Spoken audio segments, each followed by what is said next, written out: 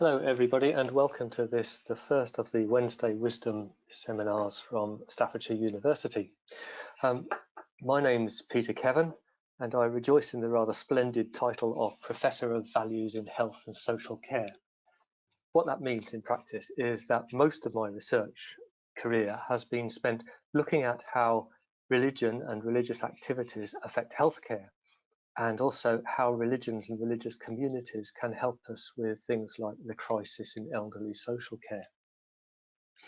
And what I want to do today is offer you 7 top tips drawn from the research on how religions and religious people handle difficult times, because as we'll find out, religions have quite a lot of experience at this, and religious people have developed some pretty useful tools.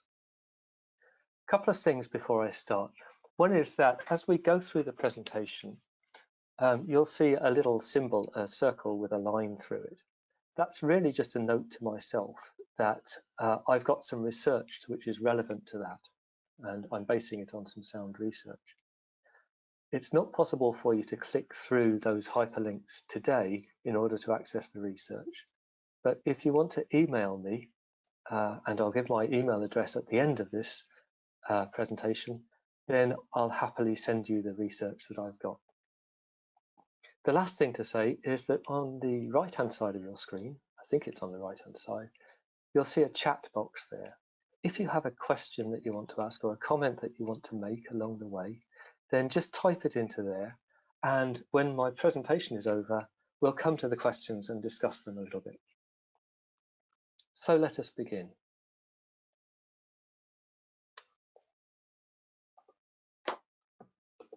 I seem to be having difficulty moving the screen on at the moment. So, oh, here we go. There we go. Okay, so what do we know from religions? What do they teach us? Well, the first thing I think I have to say is that religions are pretty weird. And I say that as a religious person myself. As a religious person, I think religions are weird. If you're not religious, they probably look really weird to you. But get past the weirdness, get past those strange beliefs and incomprehensible practices that people go in for, and you'll find that it's quite clear that for many people, most people in the world, a religion is something very precious and deeply important.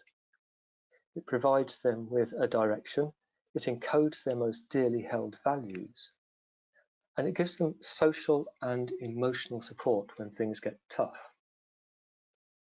So although this talk is mainly about religious people and what they're doing during the lockdown, I hope that even if you're not religious, you'll be able to get some useful pointers from this, whatever your beliefs and non-beliefs, that you might be able to use in your own experience. And the next thing I want to say about religions is that they've got a whole load of useful experience to draw on. The major world religions have survived wars, plagues, terror, exile, famine, you name it, they've gone through it, and they've survived because they have the tools that help them to survive. So buried in the major religious traditions is a wealth of good practice for bad times. You get stories of struggle and redemption, like, say, some of the tales of the Bhagavad Gita or the Christian Easter story, which we've just been through. And these can inspire and encourage us whether we're religious or not. And so we should not be surprised if we find that for many people, their religion is actually helping them to get through these difficult times.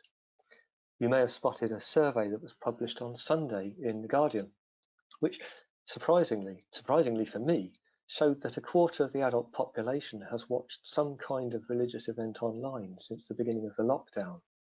And quite a substantial proportion of people have started to pray. So, as the old adage goes, there are no atheists in foxholes. We have a way of turning to religion in difficult times because somehow, for many of us, it helps us to cope. And I want to explore some of the resources that we're going to use and draw on the wealth of research out there about how religious belonging, beliefs and practices affect the way that we deal with the challenges that we face. The first thing to note is that all the major world religions are realistic about suffering. If you ever come across a religion that says, join us and you will always be perfectly joyful and fulfilled and rich and happy for the rest of your life, then run a mile, because it's not real, it's not true. Religions know, religious people know, that we don't have a right to perfect happiness or comfort, and that we don't get everything our own way. So they all grapple with the fact of suffering, and they all find that something in suffering can lead to personal growth. For Buddhists, for example, the universality of suffering is the first noble truth that you have to accept on the path of enlightenment, on the way to spiritual growth. For Christians, redemption comes through crucifixion and resurrection. And for Sikhs, the stories of the early Sikh martyrs are the bedrock of the faith. Furthermore, most religions find a positive spiritual discipline in the absence of some of the good things that they're used to. So the first way in which we can use religious traditions to help us through the lockdown is by accepting that our negative experiences of loneliness, anxiety, sadness are just what it is to be a human being, and placing them in a broader context. This is what's known as cognitive reframing in psychology, the way in which we handle this negative experience that's happening to us can help us to reframe, we can reframe that in more meaningful ways, and so protect our mental health. So here is the top tip, number one, from the religious traditions. Don't try and deny the negative feelings. Don't pretend that everything's all right. But see if you can find ways in which you can use those negative things in order to help you to grow. My second point is about isolation and loneliness. We've all had to get used to seeing far fewer people than we used to before. Some people have also found that they've got great empty swathes of time opening up in front of them because their normal activities, their normal work has been stopped. So we are finding ourselves in a bit of a desert, hence the picture on the right-hand side. And again, religious traditions of the world are used to this idea that there, as well as times of richness and fulfillment and sociability and celebration, it's proper to have times of abstinence and fasting when you're deprived of things in order to focus on what really matters to you. And they all do this quite often. So since the lockdown began, for example, Christians have gone through the end of the long fast of Lent, when some of them, just gave up a few chocolates, but some used the time to really focus on their faith. Muslims have begun the long fast of Ramadan. And these are both forms of spiritual enrichment, spiritual deepening. Similarly, if not exactly in the same way, Jews have celebrated the Passover, the Pesach, the night on which the Jewish community was formed in their deliverance from exile and slavery. And many religious people are reporting that they're experiencing the lockdown as a sort of a fast or a retreat from the things that distract us in daily life, calling them to deeper solitude and reflection. Now, this doesn't work for everybody. The research suggests that people respond to that sort of solitude and silence in three different ways. Some people, inner-directed people in the terminology, use the silence for self-discovery, and they gain a sense of inner peace out of that. Others are called outer-directed, and they might spend the time in praying to a god, whichever god they pray to.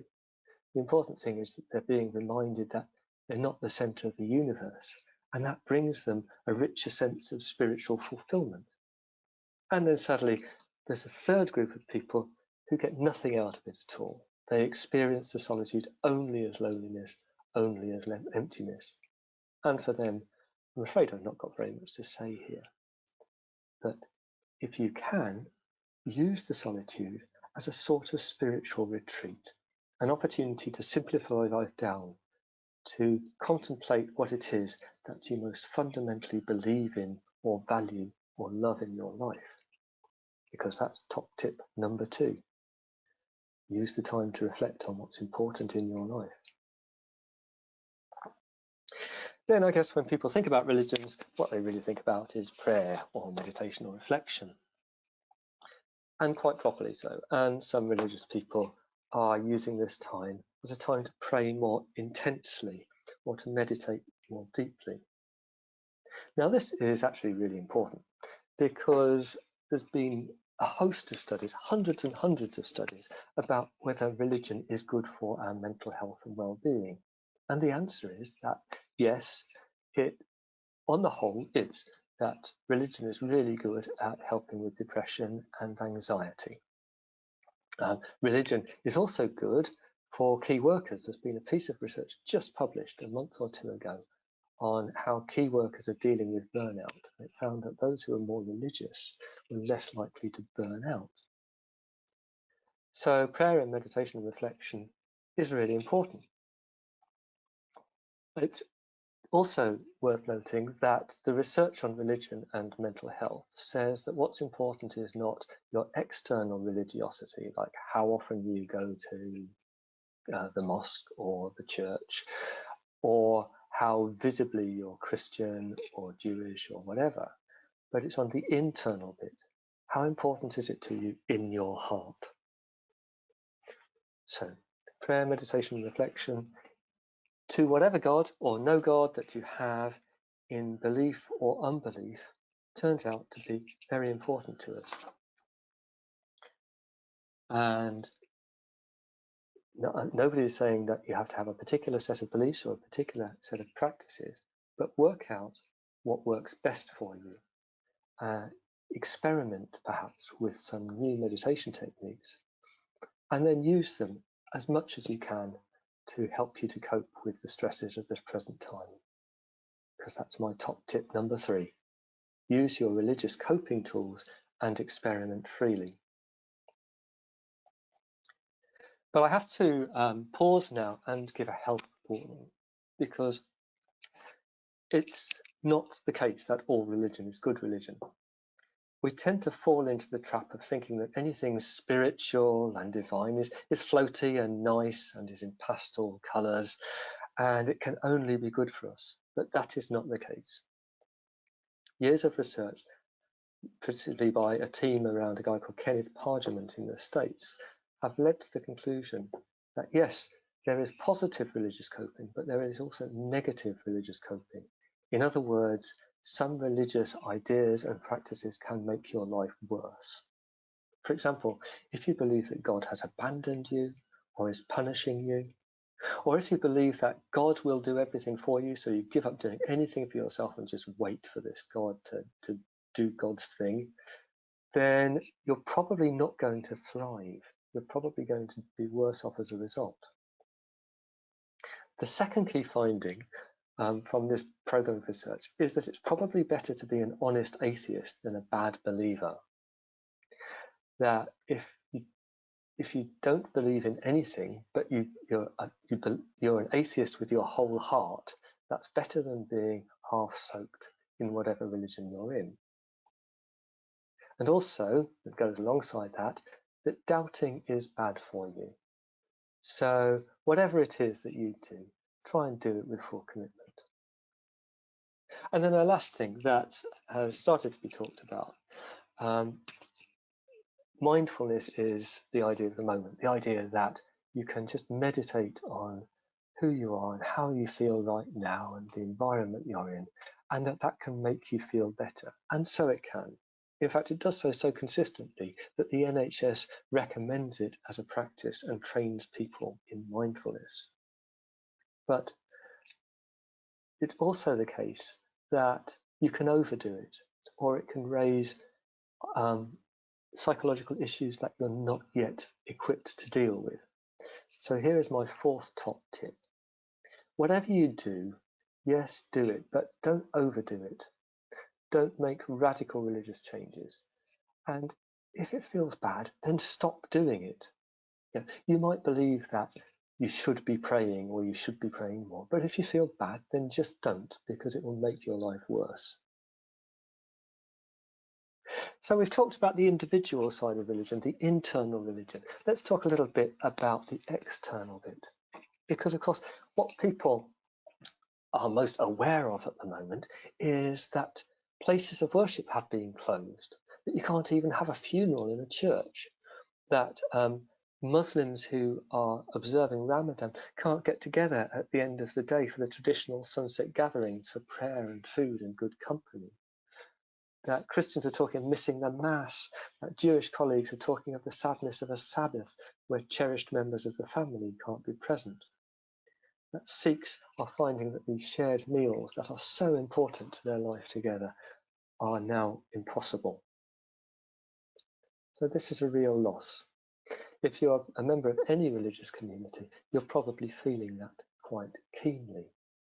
And rightly so, because again, the research shows that being part of the religious community is a very important factor in the positive effect that religion has on our mental well-being. The research suggests that if you take away that sort of religious network and the good messages and the support that it gives, then you take away most of the benefits of being religious at all in terms of health. But what people are also finding is that other sorts of community are possible. When I go out for my run in the morning, I say good morning to perhaps 50 people. And these aren't deep and meaningful conversations. It's just a wave. They're people I've never met before and might never meet again. But actually, some research suggests that those micro contacts that make up our social network are very important to our peace of mind. So things like the Thursday clapping actually are making a difference to people. Others are rediscovering the idea of family religion, that the people that you should be praying with or sharing your spiritual life with are the people that you live with and that matter most to you. So many people are discovering a new sort of spiritual intimacy with their partners, with their children or their parents. And finally, of course, we've got really good, haven't we, at social networking and video calling. We've found all sorts of ways to keep in contact with the people who matter to us. And this is absolutely fundamental. This is, in fact, my top tip number 5. However you do it, by whatever means, hold the people who you love as close to you as you possibly can in this time. So what else? Well, the other thing that religions have been doing a lot of course, is streaming. And religious services being streamed all over the place. Not just Christian churches, but Jewish Passovers, Buddhist prayers, Sikh assemblies, all sorts have been streamed. And actually, some of this has been going on for years. The major religious sites have been streaming for years. But now you're finding little local places are doing the streaming too. So what's happening there? Well, religious people are struggling with the loss of community, but they're also finding new ways to be together. When I tune in to my local church for Mass, then not only is the Mass going on as a live stream, but there are all sorts of likes and hearts drifting up the side of the screen. There's stuff being written in the chat boxes, people greeting each other. All of that is happening as well. It's not church. It's nothing like church, but it's better than nothing at all. And in some ways, that use of technology has opened a door. So I mentioned this survey that suggested that 25% of the population has accessed a live stream of a religious event since the lockdown began. That's a really high figure. That's much higher than I would expect. And it suggests that some people are starting to feel safe looking into religion, exploring religion, because you can do it anonymously and you don't need to commit yourself. You're not going to find yourself trapped in a religious building by somebody who's trying to shake your hand or engage you in a religious conversation. So there are good aspects as well as bad aspects to this. And my tip arising from that is be prepared to do things differently. Religion can take place in all sorts of ways. Support for your spiritual life can come from all sorts of directions. And finally, it's probably become obvious from local newspaper reports and things like that, that religious communities are continuing to serve their communities in all sorts of interesting ways. So, for example, there is a Sikh group in Smethwick, which is taking around parcels to people who are socially isolating, not necessarily Sikhs, just anybody they know. Religious communities are following up their networks. So they might have telephone trees and prayer chains and things. They might just know about a lot of people in the community who need support. And they're doing that. Quite a lot of food banks are housed in churches. And so in this time when a lot of people are short of money or can't get out to buy any food, they're really coming into their own as places that keep the community alive. And here's the kicker, that not only is doing that good for the people who you serve, but the research shows that it's also good for the well-being of the people who are doing the caring. So this is my final point. Don't just sit there, give something. If you want to support your own mental well-being, then a good place to start is by working out what you can do to help other people. And religious communities can be a good place to start from because they often have the networks there. So, very briefly, my 7 top tips for lockdown are: use the negative feelings and experiences that you're going through to grow in yourself, to enlarge yourself. Use the time to reflect on what's important in your life and what you're doing about it. Use your religious coping tools, whatever they are. If it feels bad, then stop doing it. And that's the really important one.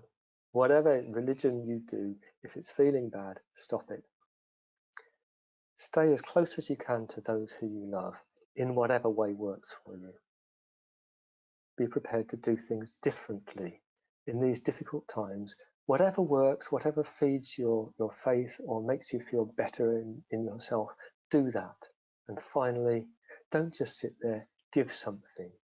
Don't allow the isolation to get on top of you, but get out there and serve your community and you will feel better for it. So that's what I've got. Now, if you want a transcript of this talk, or if you want to talk with me any further, then you can see my email at the bottom of the screen. What I'm going to do now is take some questions.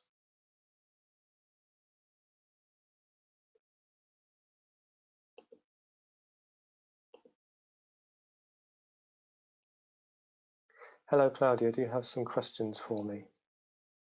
I can't hear you.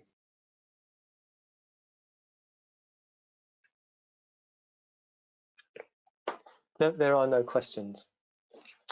Well, I'm hoping that that's good news because I've been so clear and entertaining and you've got so much to think about. But I'm going to leave my email address on the screen there so that if you want to contact me later about anything, or if you want a transcript of this talk, then you can do so.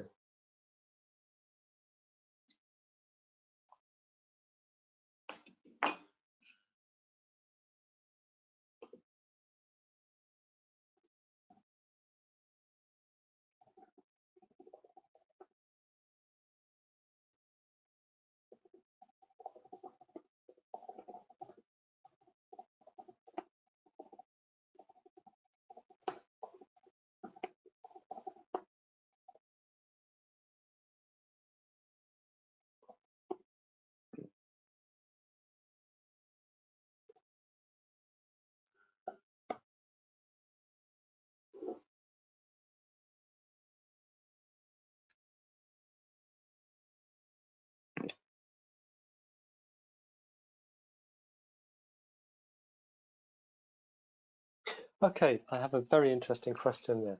Somebody has written this. Tip 6 is about doing things differently. However, many religious communities are simply replicating virtually, streaming, what they do. How healthy or appropriate is that going forward? Which I think is a very fair and very interesting question. And I guess to be fair on them, I guess all of us, when we went into lockdown, basically tried to find ways in which we could carry on doing what we were doing. So the first week after Boris Johnson announced lockdown, the university was this hive of frantic activity of making sure that people had the connectivity to do what they were doing, of moving courses online so that students could carry on learning.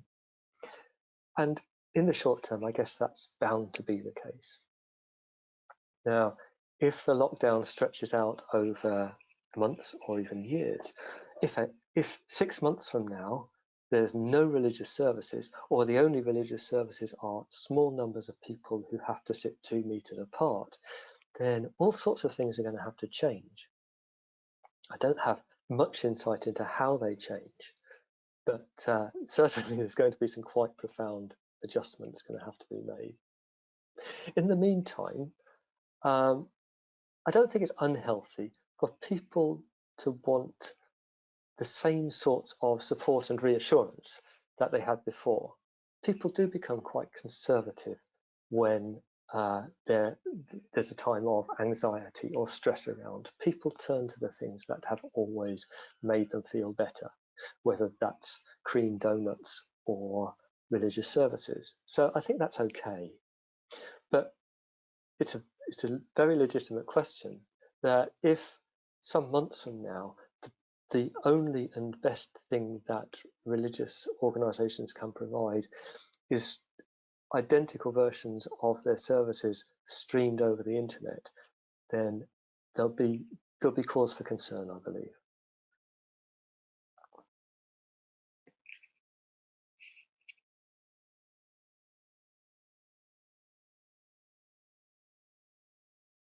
Interesting. Another question. News tends to report a decline in church attendance. Do you think this crisis will see a boost to church or other religious attendance?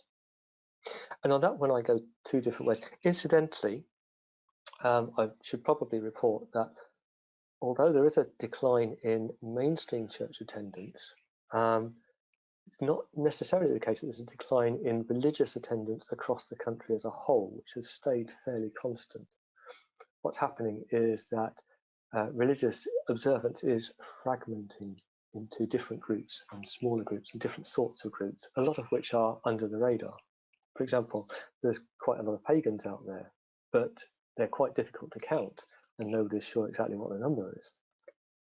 Okay, so back to the question, do you think this crisis will see a boost to church or other religious attendance? I go two ways on that. And so the answer might be yes and no. I think that some religious communities, perhaps those which have been in decline for a number of years, where the numbers are very small, may never recover from this. That people who have stopped attending will sort of think, you know what, I'm going to call it a day now. This hasn't worked for me for years. I also think that any experience like this, where we're reminded not just of our mortality, but of our vulnerability, has the tendency to reinforce interest in religion, at least for a short period of time. You know, it was easy to forget about sort of the deep questions of why are we here and where are we going, when everything seems so secure and so predictable and so solid in our collective life. But now it's looking much more shaky and much more uncertain. And just as after the Second World War, there was something of a religious revival as people sort of processed their experiences and said there has to be something better than this. So there might be a boost after this one, but we shall have to wait and see.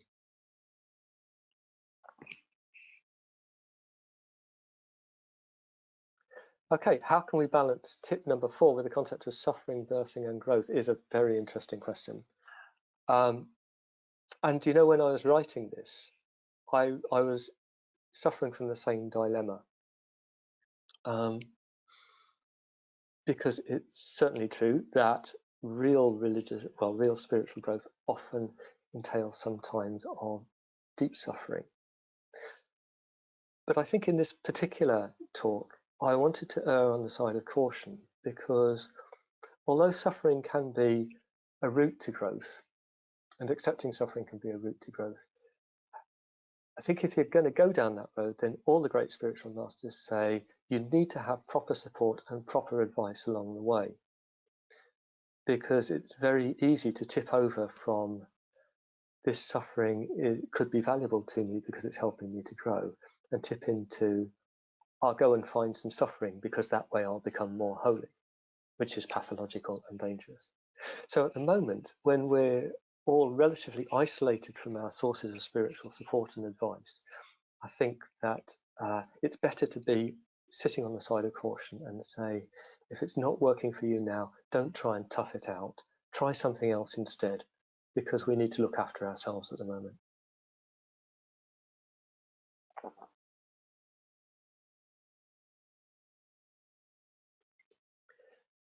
Okay, we have reached the end of our time. Thank you to those of you who contributed such interesting questions to this, and thank you to all of you for sticking it out to the end. I know that it can be quite hard to listen to somebody for the best part of half an hour over the internet, so I admire your attention and your stickability there.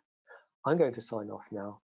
But just a final reminder that if you want to email me with any questions or responses, then please do so. Farewell now.